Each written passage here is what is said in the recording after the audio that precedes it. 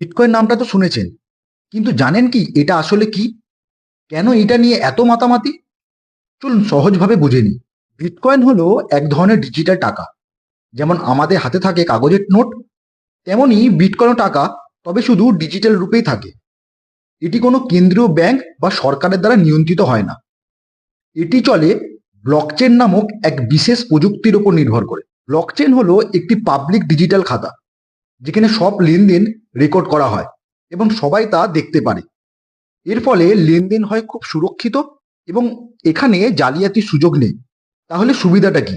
সুবিধাটা হলো, প্রথমত এটি সীমান্ত পেরিয়ে দ্রুত এবং কম খরচে পাঠানো যায়। দ্বিতীয়ত, এর মোট সরবরাহ নির্দিষ্ট, মাত্র 2,10,00,000 বিটকয়েন তৈরি হবে। তাই এটি মুদ্রাস্ফীতি মানে ইনফ্লেশন রোধ করতে সাহায্য করে। মনে রাখতে হবে কি, যে বিটকয়েনের দাম খুব দ্রুত ওঠানামা করে, তাই এটিতে বিনিয়োগ করা ঝুঁকিপূর্ণ হতে পারে।